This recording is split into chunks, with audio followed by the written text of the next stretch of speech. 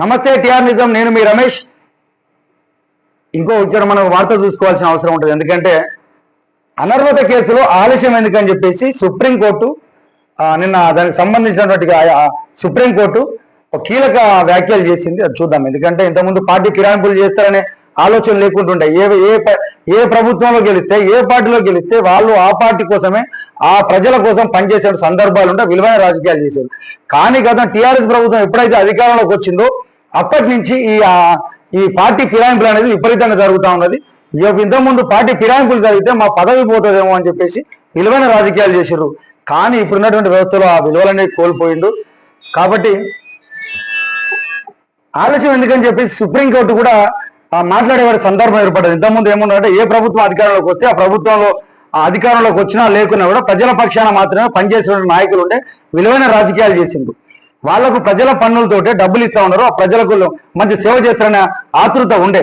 కానీ ఊళ్ళల్లో కొట్టుకొని ఒక్కొక్క సామాన్య కార్యకర్తలు కొట్టుకొని మా నాయకుడు గెలిచాము మంచి జరుగుతుందని చెప్పేసి అనుకున్న సందర్భంలో వాళ్ళ యొక్క అధికారానికి అలవాటు పడి ఆ ప్రజలను విస్మరించి వాళ్ళకి ఏ పార్టీ అధికారంలో ఉంటే ఆ పార్టీలోకి మారడానికి వాళ్ళు ఒక మొగ్గు చూపుతా ఉన్నారు. ఇలాంటి వాళ్ళను చేస్తే పార్టీలు ఫిరాయిస్తే వాళ్ళు అనర్హత వేటేయాలని చెప్పేసి చట్టం కూడా ఉన్నది.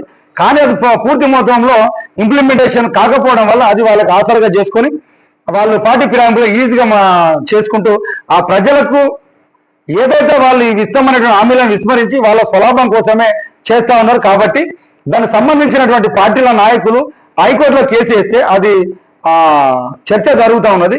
కానీ ఇది సుప్రీంకోర్టు చేసినంత మాత్రం అయిపోలేదు. ఎందుకంటే ఇది ఒక రాజ్యాంగబద్ధంగా ఉన్నటువంటి చట్టసభలో వీళ్ళు ఉన్నారు కాబట్టి దానికి సంబంధించినటువంటి స్పీకర్ గారు ఇంకా ఏం చేస్తా ఉన్నారు, ఎందుకు లేట్ చేస్తా ఉన్నారు? ఒక పుణ్యకాలం అయిపోవాలి. ఇప్పటి వరకు ఒక సంవత్సరం ఏమైనా ఆ వేడుకలు ఏమైనా చేసుకోవాల్సిన సందర్భం ఉండదని చెప్పేసి నిన్న మందలిచ్చిందని చెప్పేసి వార్త ఇలా చూసుకుందాం.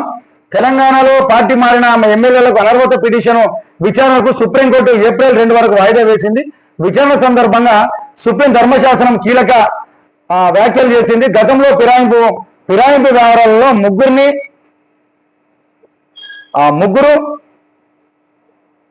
ఐదుగురు రాజ్యాంగ ధర్మశాసనాల చర్యలు తీసుకునేందుకు తగిన సమయం అని చెప్పలేదని, అలాంటప్పుడు వాటిని కాదని తామేలా వెళ్ళగలమని సుప్రీంకోర్టు ప్రశ్నించింది.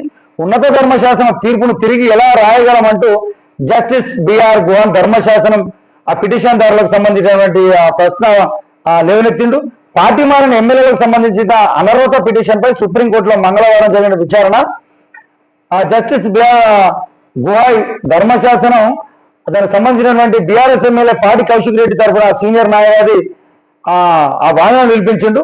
ఆ ముగ్గురు ఎమ్మెల్యేలపై వేరువేరుగా ఫిర్యాదు చేసిన స్పీకర్ స్పందించడం లేదని చెప్పేసి నోటీసులు కూడా ఇవ్వలేదన్నారు.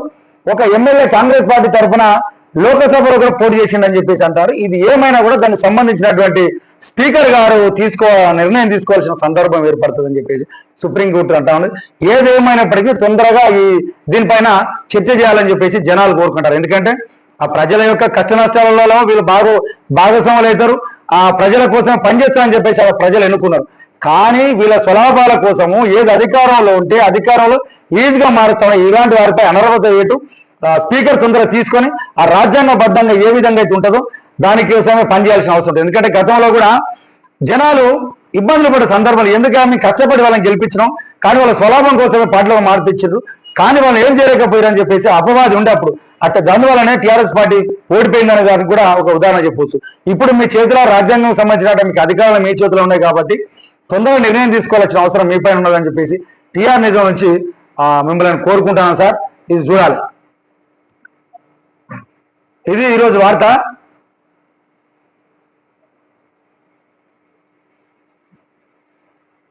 ఆఫ్ చేసిన. నమస్తే టిఆర్ నిజం, నేను మీ తాళ్లపల్లి రమేష్.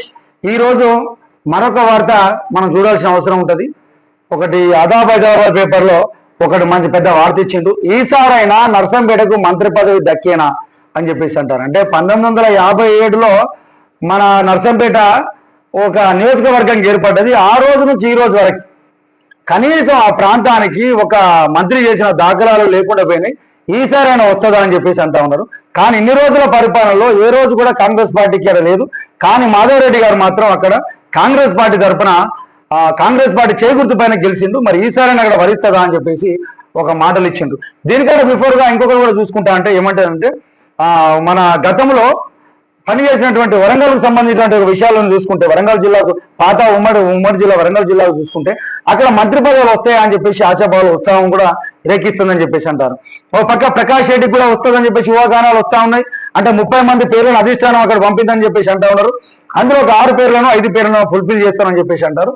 కొద్ది మందికి ఉన్న దాంట్లోనే ఉద్వాసన కూడా పలుకుతామని చెప్పేసి అంటారు. కాబట్టి అందులో ఆ రేసులో ఉన్నటువంటి ప్రకాష్ రెడ్డి కూడా రేసులో ఉన్నారని చెప్పేసి అంటారు. ఇంకోటి కడియం సిఆర్ కూడా ఉన్నారని చెప్పేసి అంటారు. ఇంకో మాట కూడా చూసుకోవాల్సిన అవసరం ఉంటుందంటే ఈ పార్టీలో ఫిరాయింపుదారులకు ఇవ్వకుండా ఆ పార్టీలో చూసుకునే వ్యక్తులు చూసుకోవాల్సిన సందర్భం ఏంటంటే పార్టీ ఫిరాయింపుదారులకు ఏ పార్టీ అధికారం ఉంటే ఆ పార్టీలోకి వచ్చే వాళ్ళకి కాకుండా నిజాయితీగా ఆడ పనిచేసే పార్టీ కోసం పనిచేసే నాయకులకే పదవులే అని చెప్పేసి అక్కడ జనాలు కోరుకుంటా ఉన్నారు.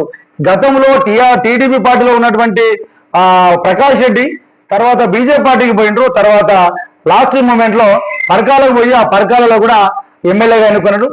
దాంతో కన్నా ముద్దాలు టీడీపీలో కూడా మంత్రివర్గంలో పనిచేసినటువంటి కడియం సిఆర్ గారు టీఆర్ఎస్ పార్టీలోకి వచ్చి ఆడమంత్రిగా చలామణి. తర్వాత కాంగ్రెస్ పార్టీలో అక్కడ గెలిచి మన కాంగ్రెస్ పార్టీలోకి వచ్చింది. కానీ ఈసారి అక్కడ ఉన్నటువంటి నర్సంపేట ప్రజలకు ఆలోచన చేస్తా ఉంటే వరంగల్ జిల్లాలకు ఒకవేళ వస్తే ఈసారి నర్సంపేటకు దక్కుతుందా అని చెప్పేసి ఒక మాట అంటా ఉన్నారు. 1957 నుంచి ఇంతవరకు కూడా అక్కడ న్యాయం జరగలేదు. అక్కడ మంత్రి పదవి ఇస్తే అన్ని సామాజిక వర్గాలకు న్యాయం జరుగుతుందని చెప్పేసి ఆలోచనగా చూస్తా ఉన్నారు.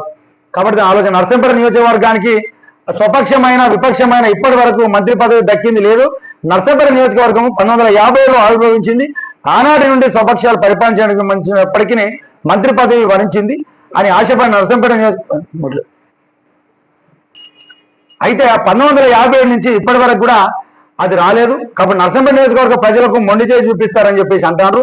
దీంతో త్వరలో జరగబోయేటువంటి మంత్రివర్గ విస్తరణలో ఆ ప్రాంతానికి కాంగ్రెస్ పార్టీ నుంచి గెలిచినటువంటి మాధవరెడ్డికి మంత్రి పదవి ఈసారైనా ఇస్తారా అని చెప్పేసి అక్కడి నాయకులు అంటారు. ఎందుకంటే గతంలో కూడా ఇండిపెండెంట్ గా ఎన్నికైన వ్యక్తి ఆ తర్వాత కాంగ్రెస్ పార్టీ అధికారంలో లేనప్పటికీ కూడా ఆ కాంగ్రెస్ పార్టీకి పోయి ఆ రాహుల్ గాంధీ నేతృత్వంలో పనిచేసినటువంటి వ్యవస్థ ఉన్నది. ఆడ కాంగ్రెస్ పార్టీ కోసం పనిచేసింది. కాబట్టి దాని గురించి కూడా ఆలోచన చేస్తారని చెప్పేసి అంటారు. ఆయన మాస్ లీడర్ గా మంచి పేరున్నది. నర్సంపేట నా కార్యకర్తల ఉత్సాహం కూడా ఉన్నది. ఎందుకంటే వస్తుందని చెప్పేసి ఆశాభావాలు కూడా వాళ్ళు వ్యక్తం చేస్తా ఉంటారు. దానికి సంబంధించిన చూసుకుంటే మంత్రి పదవి వస్తుందని కాంగ్రెస్ లో దొంతి మాధవ్ రెడ్డి హైకమాండ్ కు ఉన్నటువంటి పరిచయాల వల్ల తప్పనిసరిగా మంత్రి పదవి వస్తుందని కాంగ్రెస్ కార్యకర్తలు ఉత్సాహంతో ఉన్నారు. మంత్రివర్గ విస్తరణ కోసం ముఖ్యమంత్రి రేవంత్ రెడ్డి ఢిల్లీకి బయలుదేరి పోగా నర్సంపేట ఎమ్మెల్యే దొంతి మాధవ్ రెడ్డికి హైకమాండ్ లో ఉన్నటువంటి పరిచయాలతో ఎలాగైనా మంత్రి పదవి రప్పించుకునే ఉద్దేశంతో మాధవ్ రెడ్డి సైతం ఢిల్లీకి వెళ్లారు. దీంతో నర్సంపేటలోని కాంగ్రెస్ కార్యకర్తలు ఆశగా ఎదురు చూస్తున్నారు. అంటే దీనికోసం దీని పూర్వపరాలు ఒకసారి ఆలోచన చేస్తే 1957లోని నూతన శాసనసభగా నియోజకవర్గంగా ఎన్నికైంది. అది నర్సంపేట, చంద్రరావుపేట, నెక్కొండ, ఖానాపురం, నల్లబొల్లి, దుగ్గొని మండలాలతో ఇప్పటి ములుగు జిల్లాలో ఉన్నటువంటి కొత్తగూడ, మహబూబాద్ జిల్లాలో ఉన్నటువంటి గంగారం, అదేవిధంగా గూడూరు మండలాల్లో కలిపి పెద్ద నియోజకవర్గంగా ఆవిర్భవించింది.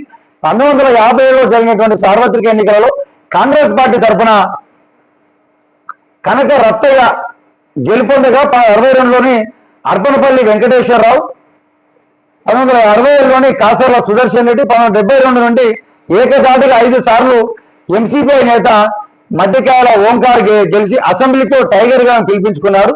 అదంతా 1994లో అప్పుడు తెలుగుదేశం ప్రభుత్వం ఉన్నప్పటికీ తొలిసారిగా రాజకీయాల్లో ప్రవేశించినటువంటి ప్రతాప్ రెడ్డి గెలుపొందిండు. నూతన రాజకీయాలకు ఒరవడికి శ్రీకారం చుట్టినటువంటి సందర్భంలో 2000 సంవత్సరంలో ప్రత్యేక తెలంగాణ రాష్ట్రం కోసం జరుగుతున్న ఉద్యమాలు అన్యూన్యంగా 2004లో జరిగిన ఎన్నికలలో ఖమ్మంపాటి లక్ష్మణరెడ్డి గెలుపొందించిండు. 2009లో కాంగ్రెస్ ప్రభుత్వం పరిపాలిస్తున్న సమయంలో మళ్ళీ రేవూరు ప్రకాష్ రెడ్డి 3వసారి గెలుపొందిండు. 1914లో జరిగినటువంటి ఎన్నికలలో కాంగ్రెస్ పార్టీ టికెట్ ఇవ్వకపోవడంతో ఇండిపెండెంట్ గా పోటీ చేసిన మాధవ్ రెడ్డి గెలిచిన తర్వాత కాంగ్రెస్ పార్టీ అధికారం కోల్పోయినప్పటికీ కూడా రాహుల్ గాంధీ నేతృత్వంలో ఆడ పనిచేసింది. 2010లో జరిగినటువంటి ఎన్నికలలో టీఆర్ఎస్ చేతిలో మాధవ్ రెడ్డి ఓడిపోయినప్పటికీ కూడా ఏ పార్టీలు మారకుండా ఆయన పార్టీ కార్యకర్తలను కాపాడుకుంటూ ఈ రోజు వరకు నెట్టుకొచ్చిండు. ఇప్పుడు జరిగినటువంటి ఎలక్షన్లలో ఆయన భారీ మెజార్టీతో గెలిచింది. కాబట్టి ఈసారి మంత్రి పదవి ఇచ్చి నర్సంపేట ప్రజలకు న్యాయం చేయాలని చెప్పేసి అక్కడ ప్రజలు కోరుకుంటా ఉన్నారు. మరి ఇది ఏం జరుగుతుందని చెప్పేసి వేచి చూడాల్సిన అవసరం ఉంటుంది. ఎందుకంటే రెడ్డి సామాజిక వర్గంలో ఉన్నటువంటి నల్గొండకు ఆల్రెడీ 2 పదవులు ఉన్నాయి. కానీ అలాగే వరంగల్ జిల్లా కూడా ఈ మంత్రి పదవి ఇస్తే బాగుంటుందని చెప్పేసి అక్కడ ప్రజలు కోరుకుంటారు. కాబట్టి దీనికి కాంగ్రెస్ అగ్రనాయకత్వం పునరాలోచించుకోవాలని చెప్పేసి అక్కడ జనాలు కోరుకుంటారు. ఈ విషయాన్ని టీఆర్ నిజం ద్వారా ప్రజలకు తెలియజేస్తున్నాం.